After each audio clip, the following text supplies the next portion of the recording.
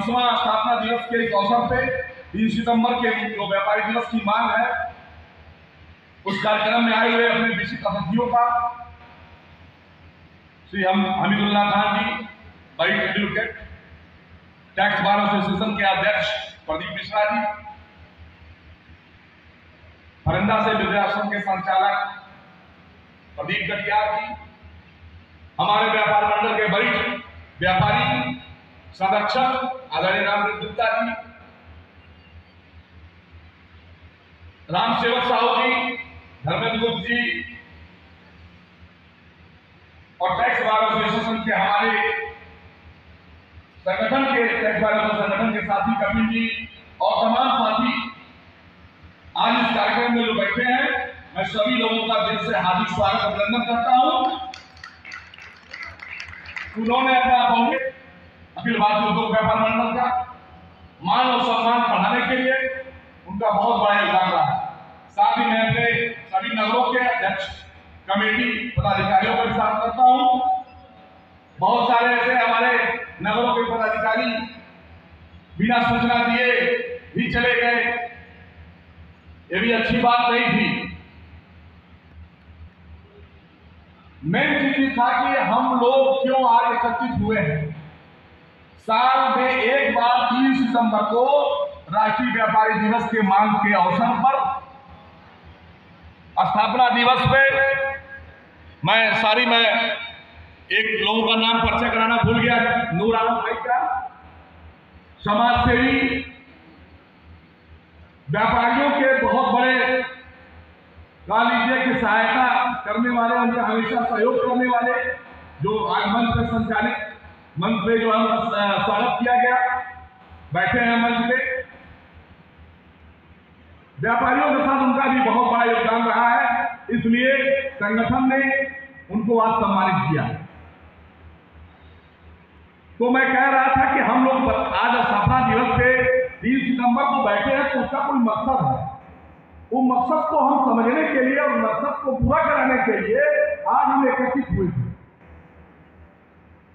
कि भविष्य क्या है हमारा। हम संगठन में जुड़े हैं, आप जुड़े हैं या मैं जुड़ा हूं, हमारा भविष्य क्या है अखिल भारतीय उद्योग व्यापार मंडल में, व्यापार मंडल के संगठन में भविष्य क्या है।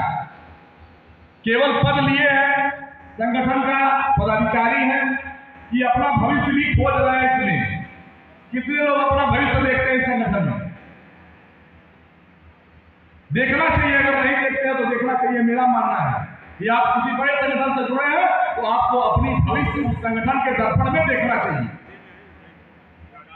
कि हमारा भविष्य क्या है संगठन में जुड़ने का। हम व्यापारी संगठन में क्यों जुड़े, अगर जुड़े हैं तो क्यों जुड़े, मैं क्यों जुड़े रहे उसमें, मेरा भविष्य आगे क्या होगा। उस भविष्य को बनाने के लिए, उस भविष्य का हमारे संगठन के पदाधिकारियों का मान और सम्मान बढ़ाने के लिए हम लोग एकत्रित होते हैं और चर्चा करते हैं कि हम कैसे आगे बढ़ेंगे, संगठन कैसे आगे बढ़ेगा। अगर संगठन का मान सम्मान, इस जिले का संगठन के मान सम्मान बढ़ेगा तो साथ साथ आप उससे जुड़े हैं तो आपका भी मान सम्मान बढ़ेगा। ऐसा नहीं है कि केवल हम अध्यक्ष तो हमारा ही सम्मान बढ़ेगा, आपको भी सम्मान मिलेगा। लेकिन समझने की बात, हम चर्चा ही नहीं करेंगे, 3 घंटा समय नहीं देंगे संगठन के लिए, बैठेंगे नहीं, तो सम्मान कैसे बढ़ेगा। भाई हम खुद खोखला कर रहे हैं, संगठन कमजोर तो हम कमजोर, आप भी कमजोर। तो अगर संगठन के साथ कमजोर बन के रहना है या मजबूत बन के रहना है तो भाई समय देना पड़ेगा और संगठन के दिशा निर्देशों को पालन करना पड़ेगा। मेरा मानना यही है, मैं तो सुझाव यही दूंगा आप लोगों को कि जुड़े हैं तो निश्चित रूप से संगठन के मान सम्मान को बनाए रखिए। 3 सितंबर व्यापारी दिवस का जो नाम है, ये 3 सितंबर व्यापारी दिवस एक मांग है हमारे अखिल भारतीय उद्योग व्यापार मंडल का कि पूरे देश में मजदूर दिवस, बाल दिवस, शिक्षक दिवस के तरह पूरे देश में व्यापारियों को भी एक 3 सितंबर का व्यापारी दिवस घोषित करके उनको सम्मान दिया जाए। व्यापारी का भी एक दिन हो सम्मान पाने का, उसको लोग याद करें। हम ये सरकार से मांग कर रहे हैं, लगातार हमारा संगठन 20 साल से 2500 साल से ये मांग कर रहा है। अगर व्यापारियों के लिए, आप व्यापारी के पदाधिकारी हैं व्यापार मंडल में, और व्यापारियों के लिए अगर ये घोषणा हो जाती है तो निश्चित रूप से हर एक व्यक्ति, इसमें व्यापारी बैठा है जो पदाधिकारी भी है, उसका सम्मान भी बढ़ेगा। तो चर्चा इस बात की है कि हम मांग करें एकजुट होकर के। पहली मांग। दूसरी चीज जो मांग है व्यापार मंडल का, आज के इस कार्यक्रम में हम लोग कई विषयों पर चर्चा करनी थी, क्योंकि कार्यक्रम भी लेट हो गया, कि हम व्यापारी आर्थिक अर्थव्यवस्था की रीढ़ की हड्डी है। पूरे देश की अर्थव्यवस्था व्यापारी चलाता है, चाहे वो किसी जाति का, किसी धर्म का हो, वो व्यापारी है। तो वो आर्थिक व्यवस्था को सुचारू रूप से अगर देश चल रहा है तो वो व्यापारी की देन है। मुझे नहीं लगता कि सरकार ने शिक्षक दिवस, स्नातक का एमएलसी, शिक्षक के आधार पर एक एमएलसी जो रिजर्व सीट दिया है, उससे कमजोर व्यापारी है।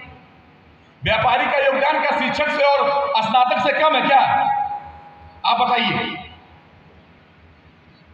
एक प्रश्न है कि क्या व्यापारी का भागीदारी या व्यापारी का अधिकार सरकार पे, इस देश पे शिक्षक से कम है, स्नातक से कम है?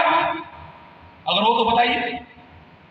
अगर नहीं कम है तो फिर जैसे छोटी सी संख्या, सबसे कम योगदान वाले व्यक्ति को आज जो है रिजर्व सीट दिया जाता है विधान परिषद में, क्या व्यापारी का हक नहीं बनता है कि हमारे व्यापारियों भाई में से, रजिस्टर्ड व्यापारी जो भाई है उसमें से, इसमें से चुन करके जो रिजर्व सीट दिया जाए, जो हम एमएलसी बन के जाए, राष्ट्र विधान परिषद में जाए और अपने व्यापारी भाइयों के लिए कानून का निर्माण करें, व्यापारियों की हित की लड़ाई लड़े वहां पर करके कि व्यापारियों की हित की क्या है, क्या भला है, क्या बुरा है, उसकी बात नहीं करें वहां पे। ये अधिकार नहीं मिलना चाहिए हमको, मिलना चाहिए, ये हमारा अधिकार है, क्योंकि हम सबसे ताकतवर हैं और सरकार में सबसे मजबूत है, हमारा सबसे बड़ा योगदान है इस सरकार में। लेकिन सरकार से यह मांग होती रही है, हम लोग मांग कर रहे हैं।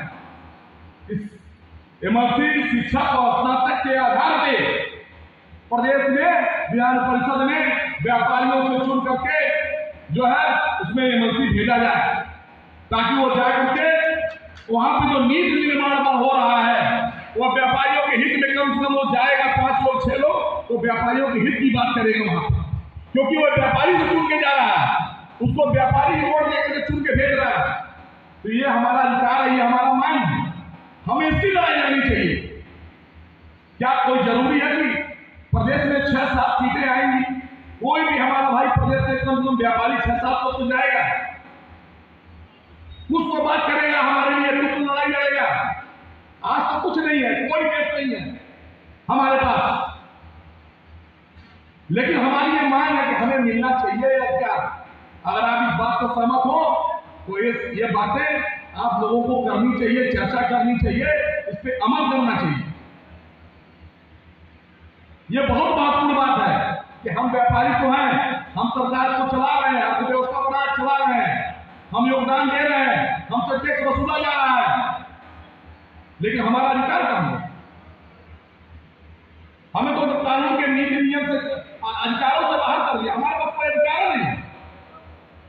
जो शिक्षक है उसको एमएलसी बना के भेज रहे हैं, वो उसको अधिकार आप दे रहे हैं, स्नातक वालों को एमएलसी बना के दे रहे हैं, उसको अधिकार दे रहे हैं। व्यापारियों के हित की लड़ाई लड़ने वाले को कब अधिकार देंगे? प्रश्न यह है। अगर प्रश्न गलत हो तो बताइए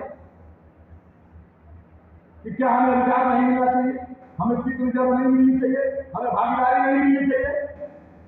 मिलनी चाहिए, लेकिन तब मिलेगा जब हम एक साथ बैठेंगे, तब 25 लोग यहाँ, 100 लोग, 50 लोग बाहर रहेंगे तो कैसे होगा? कैसे निर्माण होगा? कैसे संगठन में एकता होगी? कैसे हम अपनी मजबूती दिखा पाएंगे भाई? तो दर्द बहुत है, कष्ट बहुत है, अभी बातें बहुत लंबी हैं, क्योंकि कार्यक्रम लेट हो चुका। मैं अभी और बिंदु पे चर्चा कर सकता हूँ, 2-4 ऐसे बिंदु हैं, लेकिन मैं फिर से सभी लोगों का आभार व्यक्त करते हुए, सभी का हार्दिक स्वागत अभिनंदन करते हुए इस कार्यक्रम को समापन करने की घोषणा करता हूँ। जय उद्योग।